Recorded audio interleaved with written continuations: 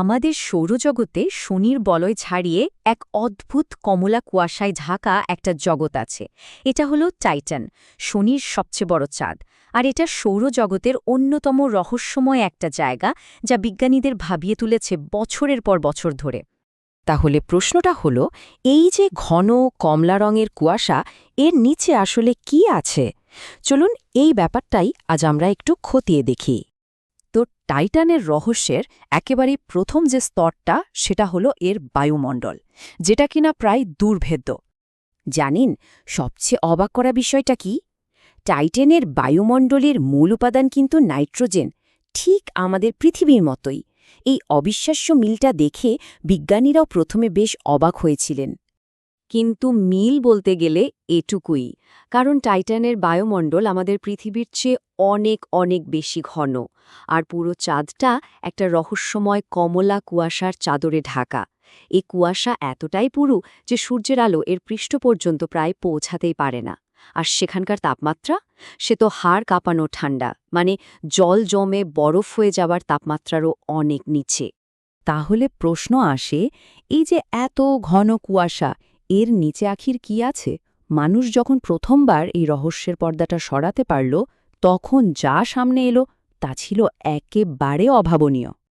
এই অসাধারণ কাজটা সম্ভব হয়েছিল ক্যাসিনি হাইগেন্স মিশনের জন্য।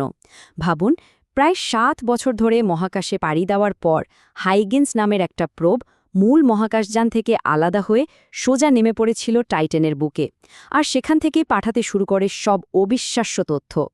হাইগেন্স যা দেখিয়েছিল তা দেখে তো বিজ্ঞানীরা রীতিমতো হতবাক। ছবিগুলোতে কি ছিল জানেন? পাহাড়, উপত্যকা, এমনকি বিশাল বিশাল নদী, ঠিক যেন আমাদের পৃথিবীরই একটা অন্যরকম সংস্করণ। কিন্তু একটা জায়গায়, একটা মৌলিক জায়গায়, টাইটান আমাদের চেনা পৃথিবীর থেকে সম্পূর্ণ আলাদা, আর এই পার্থক্যটাই একে এত অনন্য করে তুলেছে। চলুন দেখি ব্যাপারটা ঠিক কী। দেখুন, আমাদের পৃথিবীতে যেমন জলের চক্র আছে, নদী, মেঘ, বৃষ্টি সবই জল দিয়ে তৈরি, টাইটানেও কিন্তু ঠিক একই রকম একটা চক্র আছে।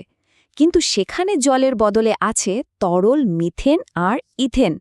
মানে পৃথিবীতে আমরা যেটাকে প্রাকৃতিক গ্যাস হিসেবে চিনি, সেটাই ওখানে তরল অবস্থায় থাকে।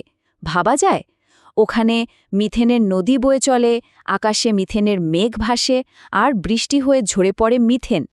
একবার কল্পনা করুন তো, টাইটানের আকাশে ঘন মেঘ জমেছে, আর তারপরে শুরু হলো মুষলধারে মিথেনের বৃষ্টি, সাথে ভয়ঙ্কর ঝড়। এটা এমন এক আবহাওয়া ব্যবস্থা যা আমাদের কল্পনারও সীমা ছাড়িয়ে যায়। এই যে এত অদ্ভুত একটা পরিবেশ, এই তথ্যগুলোই কিন্তু আমাদের জ্যোতির্বিজ্ঞানের সবচেয়ে বড় আর গভীর প্রশ্নটার সামনে এনে দাঁড় করায়। সেখানে কি প্রাণের অস্তিত্ব থাকতে পারে? পরিবেশটা যতই প্রতিকূল শোনাক না কেন, বিজ্ঞানীরা কিন্তু আশা ছাড়েননি। তাদের ধারণাটা বেশ ইন্টারেস্টিং। তারা ভাবছেন, আমাদের জীবনে যেমন জল একটা দ্রাবক বা সলভেন্টের কাজ করে, টাইটানে হয়তো তরল মিথেন সে একই কাজটা করতে পারে। মানে এই অদ্ভুত রাসায়নিক উপাদানগুলো দিয়েই হয়তো সেখানে জীবনের জন্য প্রয়োজনীয় শর্তগুলো পূরণ হতে পারে। তবে হ্যাঁ, সেই জীবন যে আমাদের চেনা জীবনের মতো হবে না, তা বলাই বাহুল্য। আর এটাই আমাদের সবচেয়ে বড় প্রশ্নটার দিকে ঠেলে দেয়। আমরা তো শুধু জলভিত্তিক জীবনকেই চিনি, কিন্তু তার বাইরে কি মিথেন ভিত্তিক সম্পূর্ণ ভিন্ন ধরনের কোনো প্রাণের অস্তিত্ব থাকা সম্ভব? কে বলতে পারে, হয়তো টাইটানের সেই শীতল অন্ধকার মিথেনের সাগরের গভীরে কোনো এক অজানা প্রাণী নীরবে নিঃশব্দে ঘুরে দাঁড়াচ্ছে। আসলে শেষ পর্যন্ত টাইটান আমাদের সামনে এক বিশাল অমীমাংসিত রহস্য হিসেবেই দাঁড়িয়ে আছে।